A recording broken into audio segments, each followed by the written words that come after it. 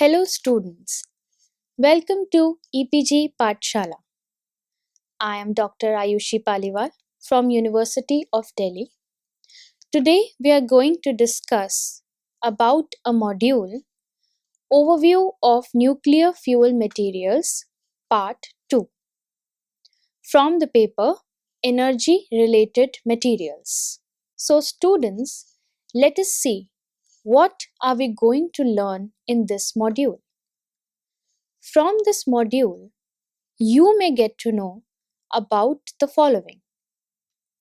First, availability and preparation of plutonium and thorium as nuclear fuel.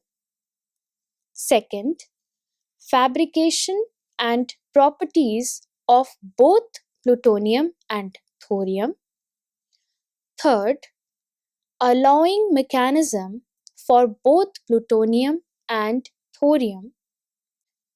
Lastly, different types of ceramic fuels available and their properties. So students, let us start with a brief introduction about plutonium. Plutonium and its alloys can be utilized as nuclear fuels in both nuclear reactors and space batteries. Especially 239 plutonium is the main fissile isotope of plutonium that has large fission cross-section with slow neutrons. Additionally, this plutonium also has noteworthy fission cross-section in the thermal expansion, whereas 240 plutonium can work as flammable poison that allows the reactor a constant reactivity through reactor lifetime. Plutonium is obtained in trace quantity of naturally uranium, and it is mainly manufactured artificially by the transmutation reaction of 238 uranium. It looks originally as a bright silvery white metal which changes to some different color after its oxidation in the air. Its smaller mass, high toxicity, and pyromorphicity is required. Its safe handling. It can also be recovered from the spent fuel of a thermal reactor via some chemical treatment. However, useless uranium can be used along with plutonium for the fuels utilized in LMFBRs. On the other hand, separated plutonium can be used in plutonium burning reactors. Now we will discuss about the physical properties and crystal structure of plutonium.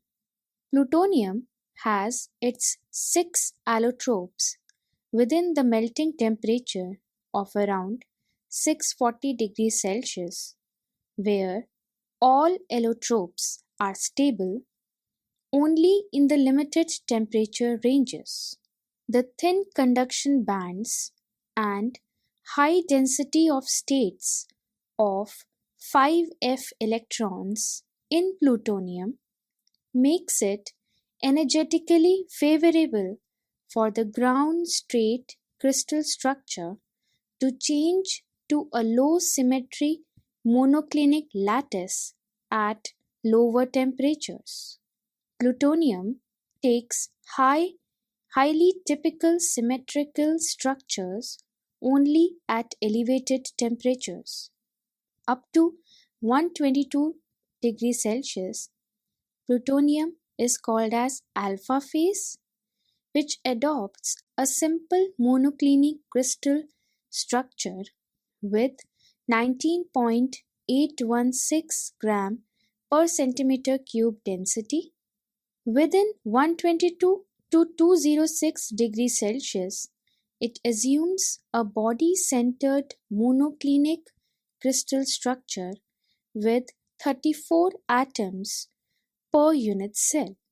From 206 to 319 degrees Celsius, plutonium exhibits a face-centered orthorhombic with 8 atoms per unit cell, denoted as gamma Pu. From 319 to 451 degrees Celsius, it takes up a FCC crystal structure with usually 4 atoms per unit cell, denoted as delta Pu. From 451 to 476 degrees Celsius, it assumes a body-centered tetragonal lattice structure with usually 2 atoms per unit cell. Plutonium maintains a BCC structure from 476 to 639.5 degrees Celsius with 2 atoms per unit cell. The polymorphic nature of plutonium is very sensitive to prior treatment history and availability of impurities. For pure plutonium, substantial hysteresis occurs on cooling and it has various anomalous characteristics. For example, its polymorphic transformation from beta Pu to alpha Pu is very low, whereas other high temperature phases are reserved even below the transformation temperature, except the application of high pressure. Hence, high strain is retained in alpha Pu when it is allowed to cool at room temperature and atmospheric pressure. Besides this, Martinistic transformations can also take place in plutonium, that is, from delta Pu to gamma Pu and from gamma Pu to delta Pu. The figure shows the variation in the linear thermal expansion coefficient with different temperature ranges. As shown in the figure, the thermal expansion alpha, beta, gamma phase regimes. However, the delta phase diminishes with increase in temperature, though it has positive temperature coefficient of resistivity. The delta prime phase reveals irregular thermal expansion behavior. Plutonium has the highest value of electrical resistivity among all metals and much like semiconductors. Both thermal conductivity and specific heat of plutonium increases with increase in temperature. Furthermore, it has low temperature specific heat of any pure element. Now we will discuss how plutonium can be fabricated. Majority of plutonium is produced by recycling of spent fuels, as it is not a naturally occurring material. Besides, the recycling of unused nuclear weapons could also avail some plutonium. Plutonium fabrication required to be done with extreme care because it may cause extreme health hazard. Various techniques including casting, rolling, extrusion, drawing and machining can be used for plutonium fabrication. The general characteristics of plutonium, such as low melting point, high fluidity, small volume change, and high density, makes it a very favorable for fabrication. Still, the characteristic differences between various forms of allotropes makes its fabrication practically implausible. Plutonium is generally cast after melting under controlled environment in an induction furnace in which several materials can be used for the crucibles and molds. Alpha Pu phase is comparatively brittle than its other forms and can be fabricated using press forging, whereas beta Pu and gamma Pu phases also display brittle behavior. However, they can be plastically worked with care. On the other hand, delta Pu phase is relatively ductile that can be fabricated easily with traditional mechanical techniques. However, working technique operated at temperature that has limited oxidation is often desired. Next, we will discuss about the mechanical properties of plutonium. Plutonium is relatively a weak material compared to other structural materials or metals, as mechanical properties are highly affected by impurities, temperature, crystal defects, anisotropy, and phase transformation. Hence, high temperature application of pure plutonium is not possible. The properties of plutonium vary with its allotropes. The alpha Pu phase has Young's modulus of 82.7 to 97 gigapascal, shear modulus of 37.2 to 43.4 gigapascal, and Poisson's ratio of 0.15. Tensile yield strength and tensile strength vary between 310 and 380 megapascal, whereas compressive yield strength are approximately in the range of 345 to 517 megapascal, and elongation to failure and reduction in area are less than 1% at room temperature. The stress strain curves of alpha Pu and delta Pu is shown in the figure. The mechanical strength of both alpha Pu and beta Pu is quite sensitive to temperature. The delta Pu and epsilon phases have very low mechanical strength. The tensile property of polycrystalline alpha Pu is more sensitive to strain rate at ambient temperature. Fine-grained alpha Pu at room temperature exhibited good ductility, which provided evidence that deformation mechanisms that can operate at the higher end of the alpha phase temperature range and into the beta phase range could be grain boundary sliding in addition to dislocation glide. Now students, let us discuss about certain properties of plutonium. Basically, we will be discussing the corrosion properties over here. The corrosion resistance of plutonium is very low. It corrodes in a similar way as that of uranium with greater rate. Newly cleaned plutonium shows brighter luster on its surface but loses it quickly as it is exposed to air, resulting in olive green plutonium dioxide that produces a powdery surface on the plutonium.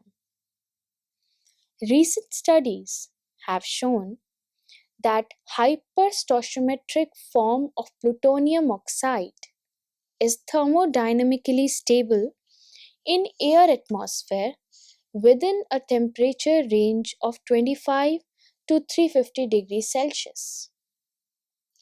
Atmospheric corrosion gets worse when the metal is exposed to air containing moisture.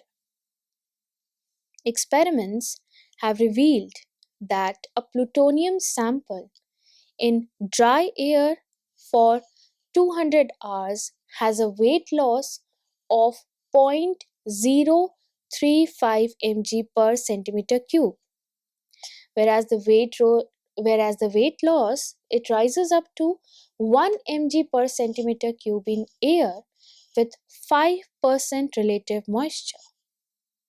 It has been examined that at 100 degrees Celsius, these differences in corrosion rates from dry air and humid air can reach to the order of 105.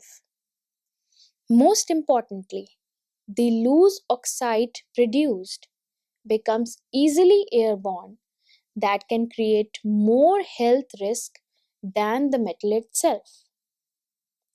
The rate of metal oxidation decreases as plutonium is heated further than the beta plutonium phase region into the gamma plutonium phase region. Remarkably, the oxide film, which is created in delta plutonium phase, is extra tertiary and it is protective. Nevertheless, this plutonium becomes liable to the development of a brown powdery oxide, and ignition may take place at a temperature above 400 or around 450 degrees Celsius. The corrosion of plutonium in aqueous medium can lead to the formation of oxides, hydrides via diffusion of oxide, and hydroxyl ions. The important corrosion issue for clad plutonium is pinning. Now we will discuss about the alloying of plutonium. As discussed earlier, plutonium is a highly fissile material and thus it must be diluted prior to its use. Additionally, its general properties such as physical, chemical, and mechanical do not allow it to be used in unalloyed form, as it has a stronger affinity to produce intermetallic compounds than uranium. However, both plutonium and uranium have similar behavior of alloy formation. Elements that can form alloy with plutonium must have the following characteristics. First, plutonium needs for criticality is kept to a minimum. Second, good fabricability features. Third, higher thermal and irradiation stability. Fourth, high corrosion resistance. And lastly, available alloying elements. Alloying elements such as aluminium, gallium, molybdenum, thorium, and zirconium can stabilize delta Pu phase. One of its famous alloys is Pu gallium alloy that was developed while Manhattan Project and was used in the erstwhile Los Alamos fast reactor as a fuel. This alloy increases the corrosion resistance of plutonium by several times. There has been a thoughtful interest in the development of metallic alloy fuels containing fissile fertile combinations LMFBr due to reason that metallic fuels have the obvious advantages of high fissile density resulting in higher breeding ratio as well as shorter doubling time compared to ceramic fuels. The amount of plutonium more than solubility limit in gamma uranium results in an extremely brittle phase which makes alloy casting way more difficult, and the results in alloys are quite susceptible to radiation damage and thermal cycling.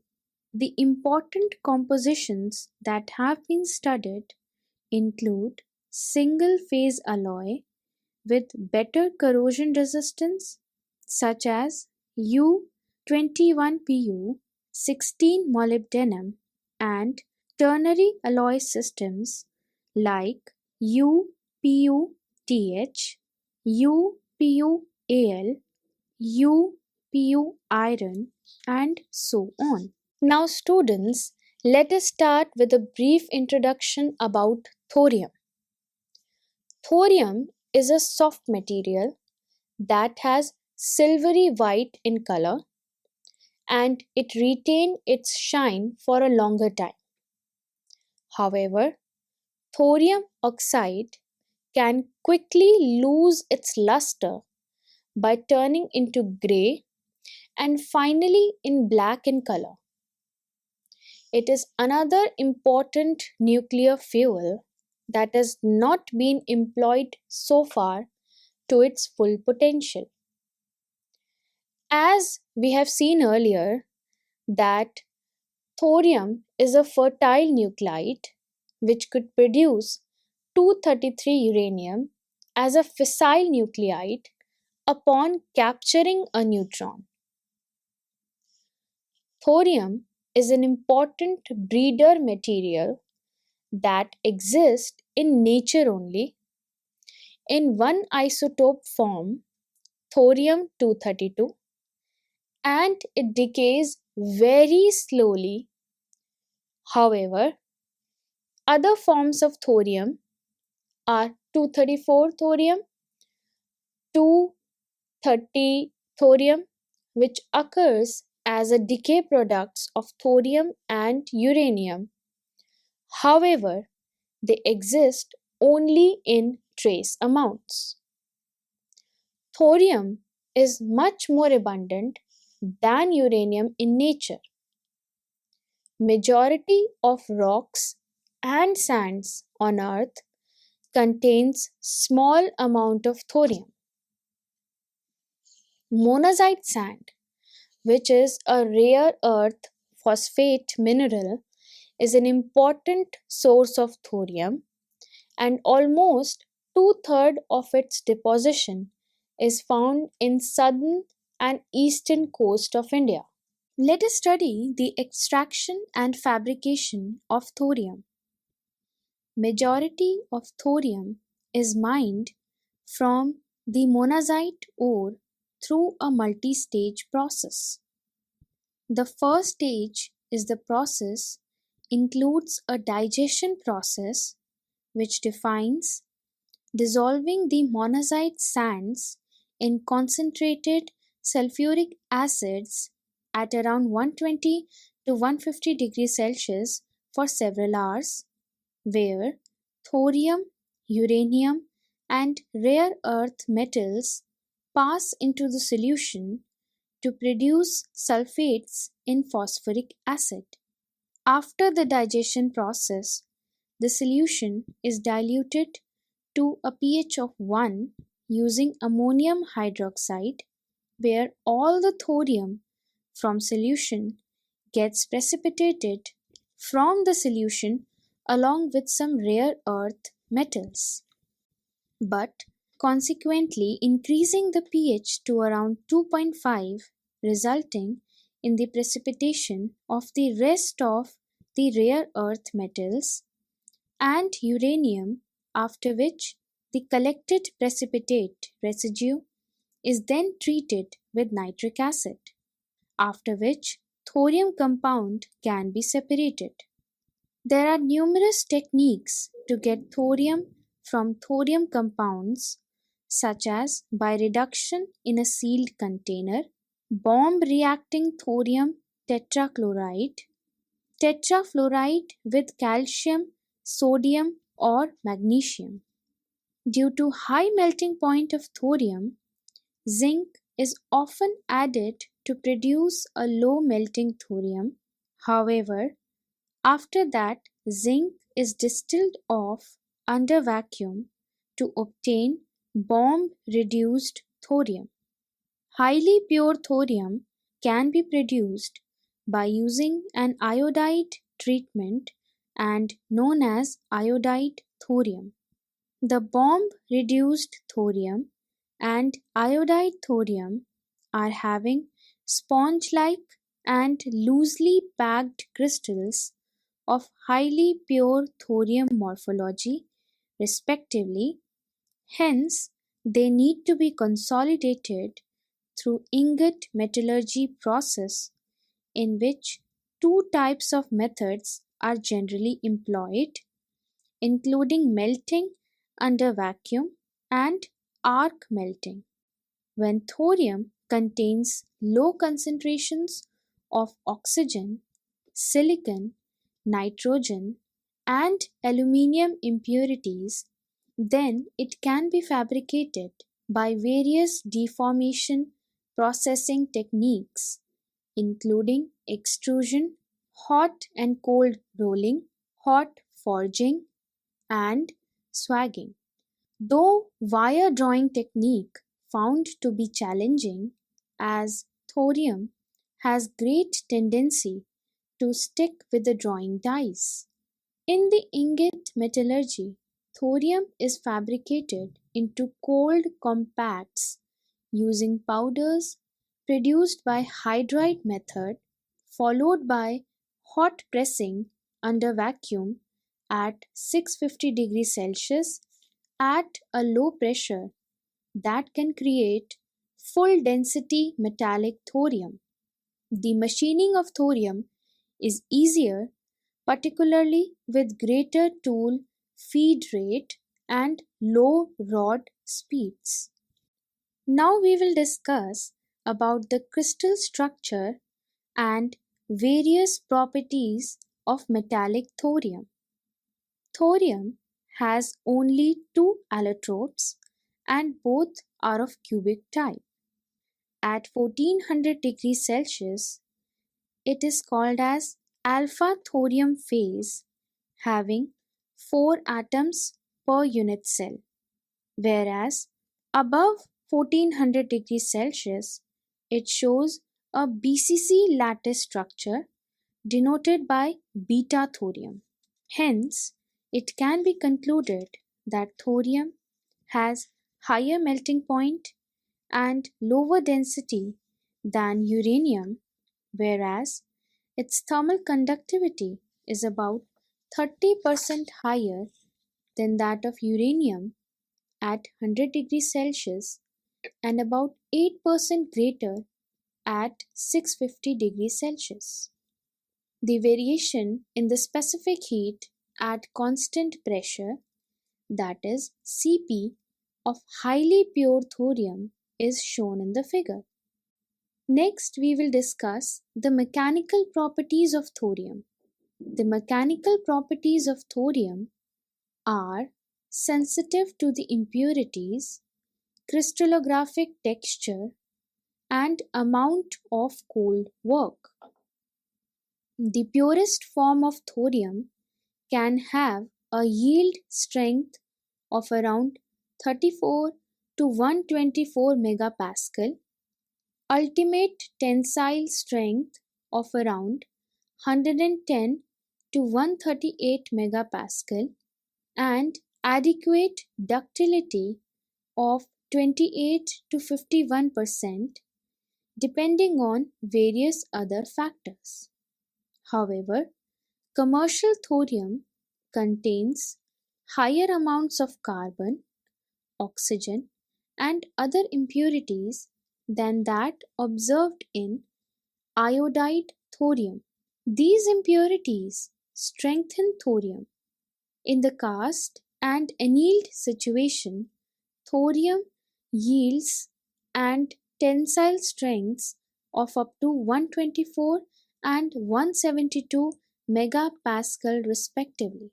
Thorium work hardens results in 100% increment in yield strength and 50% in tensile strength. Now next let us discuss about the corrosion properties of thorium. As discussed before, newly cut thorium has a color of silvery luster which darkens quickly when exposed to air. The oxidation generates protective oxide layer of thorium oxide which can protect up to a temperature of 350 degrees Celsius. However, at further higher temperatures, the oxide film cracks and the oxidation continues almost linearly. At temperature of about 1100 degrees Celsius, the oxidation rate turn out to be a parabolic nature again. Thorium element corrodes with slow rate in high purity water while formation of an adherent oxide film at around 100 degrees Celsius. Within the temperature 178 to 200 degrees Celsius in water, growth rate of the oxide film becomes rapid and eventually starts breaking up. The reaction becomes very rapid at around 315 degrees Celsius. However, thorium possessed good resistance below 900 degrees Celsius against most metals barring aluminium. Lastly, let us discuss about the alloying of thorium.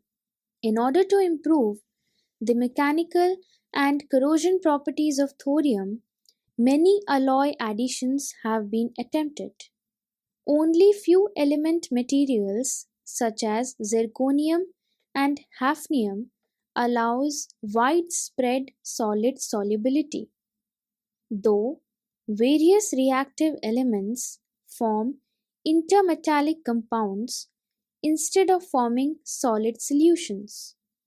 Inclusion of two known alloying elements like uranium and indium into thorium enhances the mechanical strength of thorium, whereas three other elements like zirconium, titanium, and niobium increases corrosion resistance. Now students, we will discuss about the ceramic fuels. Metallic fuels shows high neutron economy, excellent thermal conductivity, and good thermal shock resistance and should be chosen as natural choice for fuels. Conversely, they are not applicable in high temperature reactors due to their low mechanical strength at high temperatures, phase transformations, etc. On the other hand, the ceramic materials shows superior strength at higher temperatures, low thermal expansion, good corrosion resistance, and good radiation stability. Varieties of compounds have been considered as ceramic fuels, such as oxides, carbides, nitrides, borides, silicides, sulfides, selenides, and so forth. Nonetheless, ceramics based fuels experience the problem of brittleness at lower temperature. First ceramic fuel which we will be discussing is ceramic uranium fuel. Ceramic uranium fuels has three forms: uranium dioxide, uranium carbide, and uranium nitride. The working capability with uranium dioxide is the highest, even though uranium nitride and uranium carbide remains the best capable fuels for higher performance in the long term. The fuel performance and thermal efficiency improvement requires the fuel element temperature as high as possible. However, in metallic fuels, they have two main issues. First is central fuel melting, and second is excessive irradiation swelling and creep deformation. In this regard, ceramic fuels have certain advantages in comparison to metallic uranium fuels. First is more allowable fuel and plant operating temperatures because of higher melting point. Second, good irradiation stability because of the absence of polymorphic phase transformation. Higher corrosion resistance in presence of the chemical inertness and compatibility with fuel cladding. The basic nuclear properties of ceramic fuels are: number 1, they have large number of fissile uranium atoms per unit volume of the fuel. Second, small neutron absorption cross section preserving the neutron economy. Now students, we'll discuss about the uranium dioxide. The production of uranium dioxide follows the same methods as described earlier, except the steps involved producing metallic uranium. Uranium dioxide can be manufactured into various shapes such as pellets, tubes, rods, etc. by standard ceramic processing techniques like powder metallurgy. Second ceramic fuel which we will be discussing is uranium carbide. Uranium carbide has three main compounds, that is UC, U2C3 and U2C, with the greatest attention in UC. It is often chosen as the perfect nuclear fuel compared to the metallic uranium and uranium dioxide. Uranium carbide UC also shows excellent thermal and irradiation stability. The higher uranium atomic density and high thermal conductivity is also exhibited by this fuel. Last ceramic fuel which we will be discussing is uranium nitride. Uranium nitride system has three ceramic compounds such as UN, U2N3 and UN3, with uranium mononitride UN as the most and the best stable nuclear fuel. UN has a rock salt FCC crystal structure and a theoretical density of around 14.32 gram per centimeter cube. It keeps its stoichiometry up to high temperatures and becomes non-stoichiometric beyond a temperature of 1500 degrees Celsius.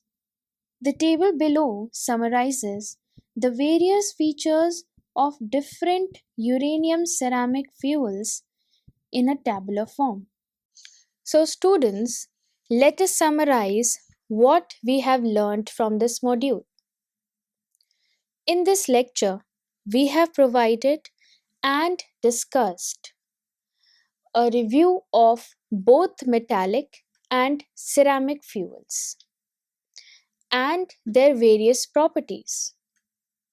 Among metallic fuels, plutonium and thorium are discussed. Uranium was already discussed in our previous lecture.